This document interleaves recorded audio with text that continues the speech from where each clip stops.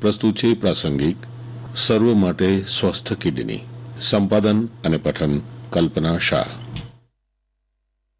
ભારત અને વિશ્વભરમાં કિડનીના રોગોનું પ્રમાણ ભયજનક રીતે વધતું જાય છે. કિડનીના રોગો અંગે જનજાગૃતિ માટે વિશ્વના 100થી વધુ દેશોમાં આજે વિશ્વ કિડની દિવસની ઉજવણી કરવામાં આવશે. દેશમાં સરેરાશ 10 લાખ લોકો કિડની નિષ્ફળ થવાની બીમારીથી પીડાય છે.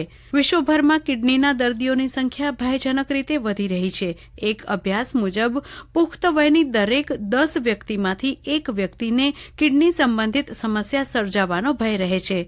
કિડનીના રોગ અતિ જોખમી અને ખર્ચાળ છે. તેમાં પણ ક્રોનિક કિડની ડિઝીઝ એ તો ન મટી શકે તેવો ગંભીર રોગ છે. ત્યારે કિડનીને તંદુરસ્ત રાખવા માટે રોગને થતો અટકાવવો જરૂરી છે. યોગ્ય કાળજી દ્વારા કિડનીના રોગ થતા અટકાવી શકાય છે. વહેલા નિદાન દ્વારા રોગ મટી શકે છે અથવા તો યોગ્ય સારવાર અને પરેજી દ્વારા લાંબા સમય સુધી તબિયત સારી રાખી શકાય છે. પરંતુ જો કિડનીનો રોગ ગંભીર સ્વરૂપ ધારણ કરે અને ક્રોનિક કિડની રોગમાં ફેરવાય તો રોગના અંતિમ તબક્કામાં જીવનભર ડાયાલિસિસ અને કિડની ટ્રાન્સપ્લાન્ટેશન જેવી સારવાર પર આધાર રાખવો પડે છે. કિડની ટ્રાન્સપ્લાન્ટ માટે અન્ય વ્યક્તિની મેચ થતી કિડની જરૂરી બને છે. ત્યારે આ વર્ષે કિડની ડે નિમિત્તે કિડની દાન જીવન પ્રદાનનો સંદેશો વહેતો કરાયો છે.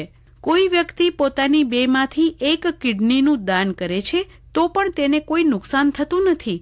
એક કિડની શરીરનું બધું જ કામ સફળતાપૂર્વક કરી શકે છે. એ સંજોગોમાં દાતા કિડની ફેલ્યોર દર્દીને નવું જીવન પ્રદાન કરવાનું મહાપુણ્ય પ્રાપ્ત કરી શકે છે. આ અંગે એક મત એવો પણ છે કે બ્રેન ડેડ થયેલ વ્યક્તિની બંને કિડની મૃત્યુ બાદ નષ્ટ થઈ જાય તેને બદલે જો તેની કિડની દાન આપવામાં આવે તો કિડની ફેલ્યોરના 2 દર્દીને નવું જીવન મળી શકે છે. કિડનીના રોગોના ચેતવણીજનક ચિહ્નો વિશે જોઈએ તો આંખ, મોં અને પગ પર સોજો થવો, ભૂખ ઓછી લાગવી, ઉબકા આવવા, નાની ઉંમરે લોહીનું ઊંચું દબાણ હોવું, પેશાબમાં લોહી કે પરુ આવવું જેવા ચિહ્નો કિડનીના રોગોનો નિર્દેશ કરે છે.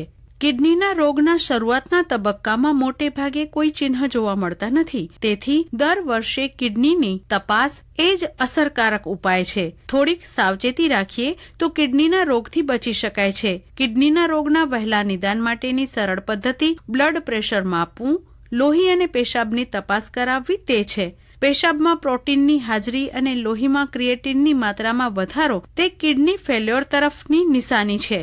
કિડનીના રોગને અટકાવવા માટે રોજ 3 લીટર જેટલું પાણી પીવું, કસરત કરવી, વજન જાળવવું, 40 વર્ષ બાદ ખોરાકમાં મીઠું ઓછું નાખવું, ધૂમ્રપાનનો ત્યાગ કરવો તથા ડોક્ટરની સલાહ વિના દવાઓ ન લેવી.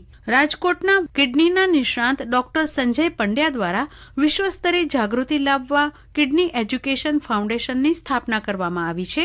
સૌ પ્રથમ વખત એક જ પુસ્તકમાં કિડનીના બધા મહત્વના રોગો વિશે સરળ ભાષામાં અગત્યની સંપૂર્ણ માહિતી વિશ્વની સૌથી વધુ બોલાતી 3 આંતરરાષ્ટ્રીય અંગ્રેજી, ચાઇનીઝ અને સ્પેનિશ તેમજ 10 ભારતીય ગુજરાતી, હિન્દી, બંગાળી, મરાઠી, તામિલ, તેલુગુ, મલયાલમ, પંજાબી, કચ્છી અને કન્નડ ભાષામાં દેશ વિશ્વના સેવાભાવી કિડનીના નિષ્ણાતો દ્વારા કિડની ગાઈડ તૈયાર કરવામાં આવી છે. 3 આંતરરાષ્ટ્રીય અને 10 ભારતીય ભાષામાં કિડની વેબસાઇટ સમર્પિત કરવાનું ગૌરવ ગુજરાતને પ્રાપ્ત થાય છે.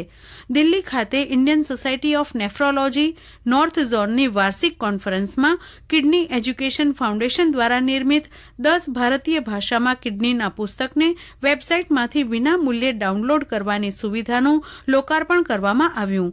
વિવિધ સંસ્થાઓ દ્વારા કિડની દિવસ નિમિત્તે જાગૃતિ અર્થે રેલી સહિત પ્રચાર પ્રસાર કરવામાં આવે છે. જે અંતર્ગત બ્રેઇન ડેડ દર્દીના સ્વજનો જો કિડનીનું દાન કરે તો ઘણા દર્દીઓને અંગદાન મળી શકે તે માટે વ્યાપક પ્રચાર પ્રસાર કરવો જરૂરી છે. વિશ્વ કિડની દિવસનો હેતુ લોકોમાં કિડનીના રોગો અંગે જાગૃતિ કેળવવી અને તેને અટકાવવા તથા વહેલું નિદાન કરાવવા માટે પ્રેરિત કરવાનો છે.